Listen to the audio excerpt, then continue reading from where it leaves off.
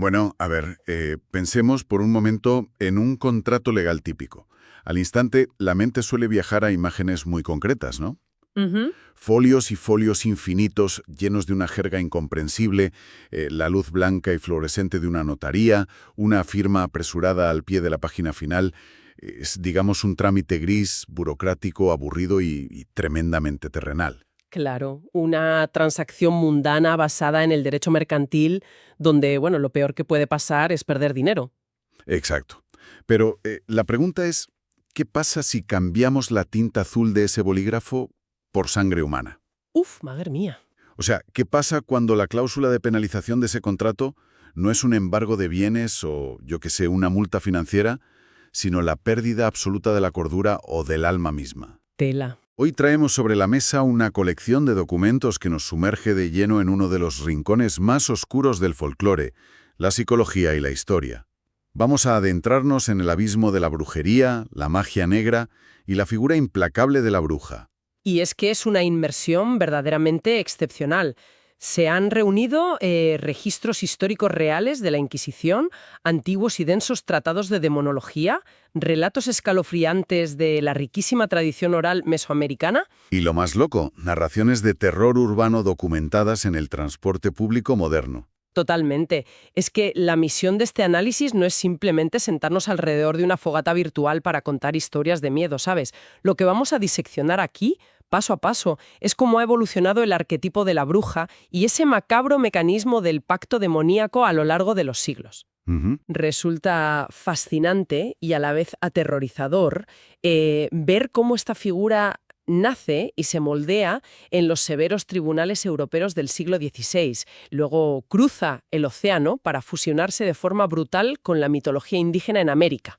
Sí, sí. Y sobrevive, adaptándose como un depredador perfecto hasta acechar en los túneles de hormigón del metro en pleno siglo XXI. Es que esa capacidad de adaptación es la clave absoluta. Sin embargo, para entender a este depredador, o sea, a la bruja en cualquiera de sus épocas o formas, primero hay que comprender la fuente inagotable de su poder, el contrato explícito con las fuerzas del mal. Eso es. En la demonología clásica existe una distinción legal y teológica, que es fundamental para entender cómo operaban estas creencias en la mente de la época. Hablamos de la diferencia entre el pacto implícito y el pacto explícito. A ver, vamos a desgranar esto un poco porque suena literalmente a jerga de abogados del infierno. Totalmente. El pacto implícito sería, digamos, la versión de hacer las cosas por cuenta propia. Alguien realiza actos heréticos, usa magia negra o se basa en supersticiones sin hacer una llamada directa al jefe del inframundo. Claro, se da por sentado que la maldad está detrás inspirando el acto, pero no hay papeles de por medio ni un acuerdo formal, no. Exacto. Es una alineación con el mal por pura simpatía o por acción. Pero el pacto explícito juega en otra liga completamente distinta. Ahí no hay suposiciones. Ninguna. Hay una invocación consciente, hay una presencia física real de una entidad y se establece un contrato vinculante con términos muy, pero que muy claros. Los registros históricos de los procesos inquisitoriales detallan encuentros donde esta burocracia del mal llega a niveles que resultan ridículamente cotidianos. Y por ello el doble de perturbadores, claro. Fíjate que hay un caso específico en la documentación que hiela la sangre precisamente por lo procedimental que resulta todo. Ujú. Cuéntanos. La mecánica de la escena es flipante. Los registros describen cómo la entidad demoníaca se manifiesta de forma corpórea frente a la persona que ansía el poder. Y ojo, no hay truenos, ni relámpagos espectaculares, ni nada de eso. Nada de efectos especiales. Nada. En su lugar, la entidad saca una lanceta pequeña y afilada y con precisión quirúrgica le corta una vena al individuo. Ostras, una lanceta literal. Como la herramienta que usaría un barbero o un sangrador de la época. Literal y mundana, sí. Y la forma en la que recoge el pago inicial es aún más terrenal. La entidad recoge la sangre derramada en una escudilla. Un cuenco normal y corriente. Eso es, un cuenco de barro o madera, idéntico a los que se usaban para tomar caldo caliente en cualquier taberna del siglo XVI. Acto seguido, utilizando esa misma sangre fresca a modo de tinta, la entidad escribe de su puño y letra un contrato en un papel de pergamino. Y ahí fija los términos, ¿verdad? Claro, estableciendo una duración exacta de 10 años de servicio y poder, y al terminar de redactarlo, sentencia con una frialdad espeluznante una sola frase. Ya este es mío. Joder, tela con esto. Es como una versión macabra de una cláusula de permanencia de una compañía de telecomunicaciones moderna. Tal cual. Se obtienen 10 años de beneficios oscuros ilimitados, de favores terrenales, pero la moneda de cambio al finalizar el contrato es la eternidad y la condena absoluta. Y lo verdaderamente aterrador de esta estructura transaccional, de este papeleo demoníaco, es que no se quedó enterrado en el Renacimiento. Sigue operando con la misma lógica hoy en día. Sí, la maquinaria se actualiza, el escenario cambia, pero el fondo del contrato es idéntico. Si damos un salto temporal hasta el presente, la documentación nos lleva a las infames misas negras en lugares de gran carga esotérica. Como ocurre en Catemaco, en México, por ejemplo. Exactamente. Los testimonios e investigaciones contemporáneas describen cómo individuos de las más altas esferas sociales, hablamos de políticos, empresarios y figuras de inmenso poder público, acuden anualmente en absoluto secreto para forjar o renovar estos pactos oscuros. Y aquí, si nos fijamos, es donde la dinámica se vuelve de una oscuridad psicológica insondable. Porque el modus operandi moderno ha introducido una figura clave, que es el intermediario. El poderoso de turno ya no se ensucia las manos ni se reúne en un claro del bosque a medianoche para hablar cara a cara con la entidad. Claro, el sistema se ha sofisticado muchísimo. El político busca el beneficio del pacto, pero delega la gestión. El brujo moderno actúa exclusivamente como un emisario, una especie de notario oscuro del inframundo. Él es quien invoca, quien hace el trabajo sucio y quien posteriormente comunica las terroríficas y altísimas exigencias que la entidad impone a cambio de mantener a esa persona en la silla del poder. Y evidentemente esas exigencias no se pagan con transferencias bancarias a paraísos fiscales. No.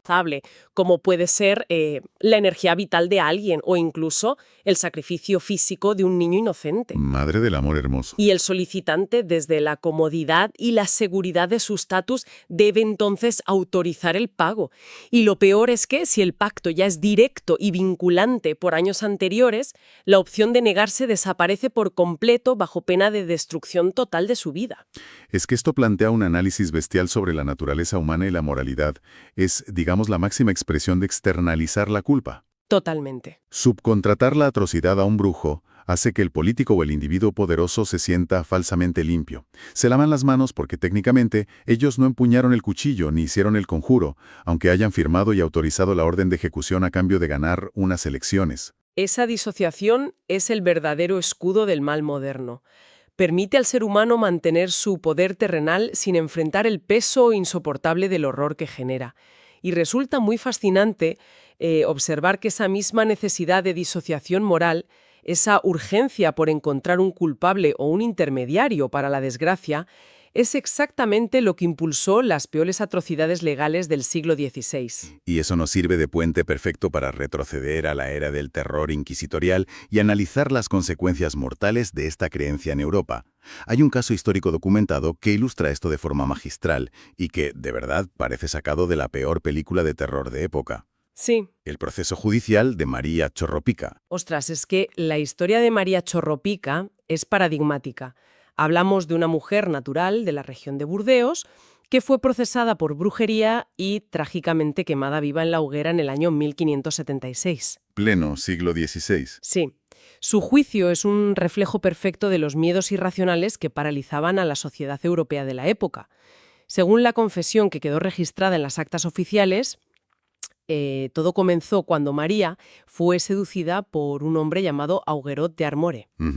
Este sujeto la apartó de la seguridad de su entorno habitual y la condujo a un arenal desolado y apartado. Vamos, la táctica más vieja del mundo. Sacar al individuo de la tribu, aislarlo físicamente para volverlo vulnerable antes de dar el golpe. Exactamente. Y en ese arenal desierto conoció a un misterioso tercer individuo, descrito en las actas como un hombre vestido completamente de negro, de pies a cabeza. En la imaginería de la época, esta era la encarnación terrenal e indiscutible del demonio. Claro. A partir de ese encuentro inicial, los detalles de la magia negra que María supuestamente comenzó a practicar caen en lo grotesco y lo escatológico. Los archivos detallan el uso de ingredientes repulsivos, mencionando específicamente botes de barro repletos de gruesas arañas hinchadas y venenosas. ¡Buf! Solo de imaginar la textura de eso ya se me revuelve el estómago por completo. Ya te digo. Y el horror continúa con la preparación de pociones letales. Se narra cómo capturaban sapos, los cuales eran desollados vivos a base de golpes violentos con varas de madera, sin piedad alguna. ¡Qué brutalidad! Una vez desollados, los machacaban sin descanso en un almirez hasta reducirlos a una pasta tóxica, una especie de engrudo infernal. Para envenenar. Sí, el objetivo de este veneno no era otro que ser esparcido sigilosamente en los pastos y abrevaderos locales para diezmar los ganados de la región, arruinando así la economía y la supervivencia de familias enteras. A ver, perdona que te corte, pero vamos a detenernos aquí un segundo para pasar esto por el filtro de la razón, porque hay que mirar este relato con una lupa muy crítica. Claro, claro. Detalles tan absurdamente específicos, tan teatrales, como recolectar arañas gigantes e hinchadas o desollar sapos a palazos para crear armas biológicas caseras. Todo esto apesta a pura histeria colectiva inducida por la brutalidad de la tortura. Totalmente de acuerdo. Hay que recordar que en las mazmorras de la Inquisición, con los huesos rotos en el potro, cualquier persona confesaría que vuela en una escoba de oro si con ello logran que pare el dolor. Es un análisis histórico indispensable el que haces. La mecánica de la tortura no solo extraía confesiones, sino que básicamente dictaba el guión del mito. Los inquisidores ya sabían lo que querían escuchar, y la víctima, destrozada, simplemente lo repetía. Claro, es que hay que entender la sociología del pánico. En una aldea europea del siglo XVI, si de repente mueren 20 vacas por una plaga bacteriana que nadie comprende, o si ocurre la inmensa tragedia cotidiana de que un bebé muera sano en su cuna por el síndrome de muerte súbita del lactante, la comunidad colapsa por completo.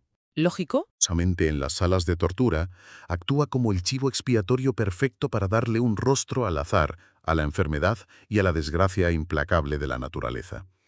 Le proporcionaban una narrativa estructurada al caos incomprensible del mundo. Y para consolidar esa narrativa, claro, hacía falta un crimen imperdonable. El clímax de la confesión de María Chorrópica es el ejemplo definitivo de esto. Cuenta. El relato judicial culmina describiendo cómo María, junto a varios cómplices, lograron infiltrarse de madrugada en la casa de unos vecinos. Una vez dentro, tomaron a un bebé directamente de su cuna, lo ahogaron a sangre fría y luego llevaron a cabo un acto de crueldad psicológica suprema. ¿Qué hicieron? Colocaron el pequeño cadáver de vuelta en la cama, posicionándolo exactamente entre sus padres dormidos. ¡Ostras! La única intención de esta macabra puesta en escena era incriminar a la propia madre al amanecer, haciéndole creer a ella y a las autoridades que había asfixiado a su propio hijo al darse la vuelta durante el sueño. Joder, es que eso es maldad destilada. Condenar a una madre a la locura total, al dolor eterno y posiblemente a la horca por infanticidio, mientras el verdadero perpetrador desaparece en la noche. Viendo la narrativa que crearon, se entiende perfectamente por qué el terror era tan absoluto en Europa. Sin embargo, lo que eleva este análisis a otro nivel es lo que sucede después, cuando este arquetipo de la anciana europea, marginada y creadora de venenos en calderos, cruza el océano Atlántico durante la colonización. Al pisar el continente americano, este mito choca a 300 kilómetros por hora con una mitología milenaria. Exacto. Y el resultado de esa colisión es una evolución terrorífica. En América, la bruja asimila la creencia profundamente arraigada del nahualismo, que es la capacidad de los seres humanos para transformarse en animales o elementos de la naturaleza. Un sincretismo brutal. Se produce un sincretismo puro, sí. La figura de la bruja absorbe características de deidades indígenas mesoamericanas y se convierte en una entidad primordial, nocturna y vinculada orgánicamente al fuego. La documentación que manejamos rescata menciones a deidades como el demonio totonaco Taxyoyut, el espíritu antiguo y dueño del fuego. La bruja hace suyo este poder elemental y adquiere una capacidad metamórfica que deja muy atrás a la bruja europea de la escoba. Y el proceso. O sea, el ritual mecánico necesario para lograr esa transformación nocturna, documentado en la tradición oral, es puro horror corporal. Es una imagen muy difícil de borrar de la mente. La tradición oral detalla los pasos con precisión de cirujano. Estas mujeres aguardan pacientemente en la penumbra de sus chozas a que sus maridos e hijos caigan en el sueño más profundo.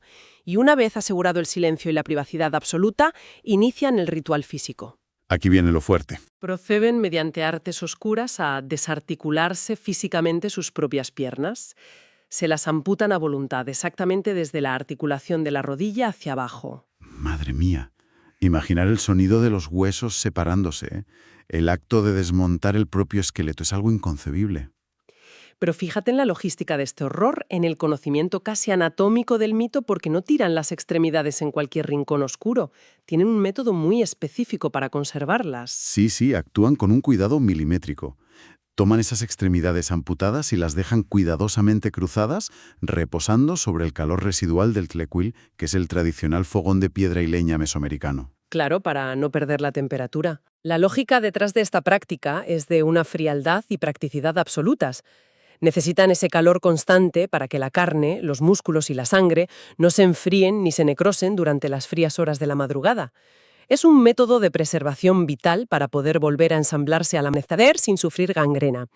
Además, unas piernas humanas adultas pesan demasiado. Son un lastre innecesario que les estorbaría enormemente durante el vuelo.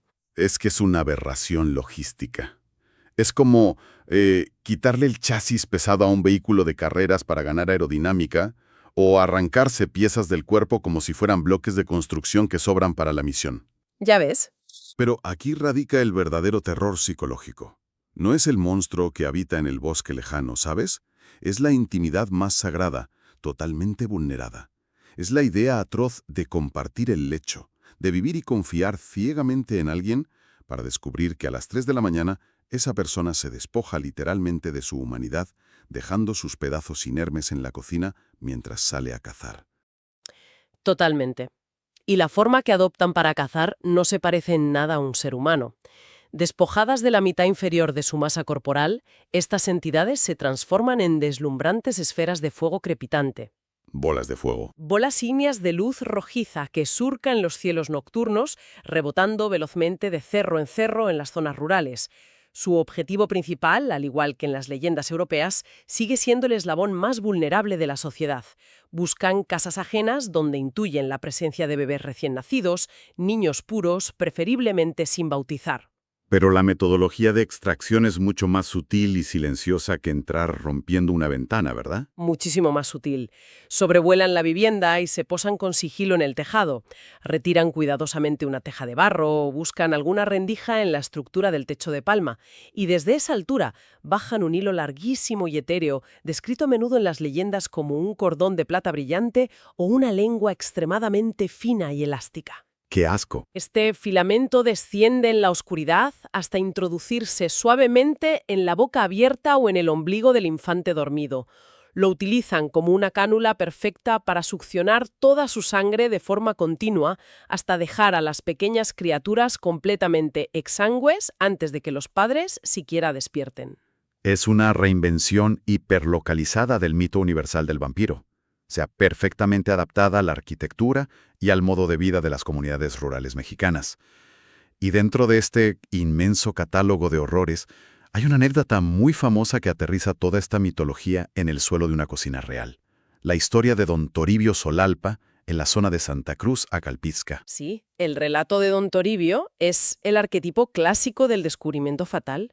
Hablamos de un hombre de campo, respetado, que una madrugada cualquiera se despierta sobresaltado y nota la ausencia de su esposa Micaela, a su lado en la cama.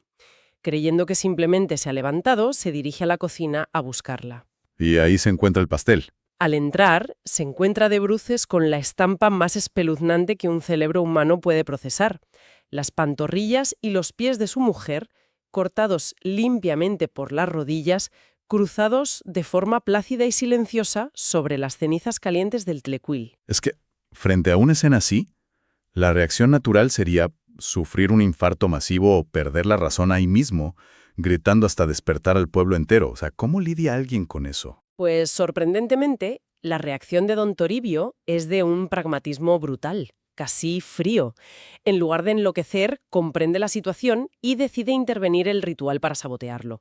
Toma las extremidades separadas y las esconde en un lugar seguro. Hay versiones más extremas de la leyenda, que aseguran que las arroja directamente a las brasas vivas para quemarlas. Lógico. Al despuntar el alba, la entidad de fuego regresa a la casa y Micaela intenta retomar su forma humana. Sin embargo, al descubrir que faltan sus piernas, el proceso fracasa estrepitosamente. Incapaz de ensamblarse, de caminar o de ponerse en pie, queda postrada y atrapada en su estado monstruoso a medias. La prueba física de su maldad es innegable. No tiene escapatoria. Ninguna. Derrotada por la anatomía que le falta, no le queda más remedio que mirar a su marido a los ojos y confesarle su verdadera y oscura naturaleza. Ujú. Es un desenlace visualmente brutal. Imaginar esa confrontación matutina es escalofriante, de verdad. Llegados a este punto del análisis, uno pensaría lógicamente que entidades tan arraigadas a los fogones de leña, a los cerros de tierra y a la vida de las aldeas rurales se habrían extinguido por completo con la llegada del asfalto, los rascacielos y la luz eléctrica constante, que quedarían fosilizadas como simples cuentos para asustar a los niños en los pueblos. Ujú. Pero nada más lejos de la realidad. El arquetipo de la bruja demuestra ser, por encima de todo, el depredador más adaptable jamás concebido por el folclore humano. Es que es evolucionar o morir. Dejaron atrás los campos de maíz resecos y los cielos despejados para sumergirse en la penumbra, los ecos metálicos y la luz artificial de la gran urbe. Y aquí es donde la investigación nos adentra en las leyendas urbanas más contemporáneas, la cacería en la jungla de asfalto. Nos trasladamos directamente a los interminables túneles subterráneos del metro de la Ciudad de México. Claro, el ecosistema urbano perfecto, un laberinto subterráneo donde millones de personas transitan a diario, viajando medio dormidas a primera hora, agotadas al regresar a casa, ignorándose mutuamente, sumidas en el anonimato total. Es el coto de caza ideal para actuar a plena vista sin ser detectado. Así es. Los testimonios modernos y las leyendas urbanas ubican esta nueva zona de actividad paranormal muy específicamente en las líneas y estaciones que rodean la zona de Iztapalapa. Ujú. Esto tiene una razón de peso, ya que están conectadas geográficamente con el legendario Cerro de la Estrella. Este cerro no es una simple montaña. A lo largo de los siglos, desde la época prehispánica, se le ha atribuido una fortísima concentración de energía, albergando innumerables rituales de fuego antiguo y hasta el día de hoy manteniendo una reputación densa por las prácticas de magia negra que se realizan en sus cuevas ocultas. Un punto caliente, vamos. Sí, las brujas modernas han convertido este lugar en su fortaleza. Sin embargo, la estrategia de caza debe cambiar por completo. Si entras a un vagón iluminado del metro transformada en una bola de fuego ardiente, o si subes arrastrando un caldero lleno de sapos muertos, el pánico es inmediato y el camuflaje fracasa estrepitosamente. Claro, por eso han perfeccionado su apariencia hasta niveles hipnóticos. Los relatos aseguran que estas entidades abordan los últimos vagones de los trenes, generalmente a altas horas de la noche, ocultando su verdadera forma bajo el disfraz de mujeres jóvenes, provistas de una belleza irreal y sumamente cautivadora. Fascinante. Su nuevo modus operandi ya no es el ataque físico directo, sino la manipulación psicológica, la fascinación y el engaño. Durante el trayecto, escudriñan a los pasajeros para fijar su atención en hombres solitarios, viajeros incautos, a veces cansados o bebidos, que se dejan llevar fácilmente por el ego y un juego de miradas coquetas. O sea, utilizan la soledad de la multitud, el deseo y la vulnerabilidad masculina urbana a su favor. Actúan como el cebo más atractivo posible en un entorno gris y rutinario. Tal cual. Una vez que el individuo ha mordido el anzuelo y cae bajo su influencia seductora, logran convencerlo de bajarse juntos en las estaciones cercanas a Iztapalapa. Caminando en la oscuridad de la madrugada, los conducen inexorablemente hacia la boca de las cuevas del Cerro de la Estrella. Y ahí se cierra la trampa. Exacto. Y los relatos aseguran que, una vez cruzado el umbral de piedra, la ilusión se desvanece y la trampa se cierra de golpe. En la oscuridad de la caverna ya no se conforman con extraer unas gotas de sangre como hacían con los recién nacidos. Es peor. Es mucho más destructivo. Doblegan la voluntad de estos hombres, los reducen a la condición de sirvientes o esclavos sometidos y proceden a absorber de manera lenta, sistemática y agónica toda su energía vital y su esencia espiritual. A ver, espera un momento. Vamos a analizar la magnitud de este daño. Si a una persona le drenan absolutamente toda su energía vital a nivel esotérico, ese individuo no sale de la cueva al día siguiente, se sacude el polvo y se va a trabajar a su oficina como si hubiera tenido un mal sueño. ¿Cuál es el daño residual de un secuestro astral y energético de este calibre? La aniquilación total de la persona. Cuando la entidad concluye su festín y ha extraído hasta la última gota de vitalidad útil, simplemente desecha el cuerpo como si fuera un envase vacío. Abandonan a estos hombres a su suerte en las frías aceras de la ciudad. Madres. Despojados de toda voluntad, terminan sumidos instantáneamente en la indigencia más absoluta y en un estado de locura irreversible, vagando sin rumbo por las calles, balbuceando fragmentos inconexos sobre mujeres hermosas, sombras y cuevas profundas, historias delirantes que nadie, absolutamente nadie, en la acetreada y escéptica ciudad se detendrá a creer jamás. Vamos a parar un momento aquí, ¿eh? A dar un paso atrás y observar la impresionante arquitectura de este mito moderno. Si rasgamos un poco la superficie sobrenatural, ¿no estamos, en el fondo, ante una fábula moral profundamente brillante y totalmente ajustada al siglo XXI? Pensemos con lógica. La gran megalópolis está plagada de peligros reales, físicos y emocionales. Existen depredadores sociales, mafias, adicciones. Es innegable, sí. La ciudad, con su ritmo frenético, devora a las personas, literal y metafóricamente, todos los días. Exactamente. Las tentaciones nocturnas, los excesos, irse a casa de un total desconocido de madrugada, son comportamientos de riesgo que pueden destruir la vida de alguien de la noche a la mañana. Ujú. Quizás esta aterradora leyenda del metro no es más que un sofisticado mecanismo de defensa psicológico a nivel colectivo.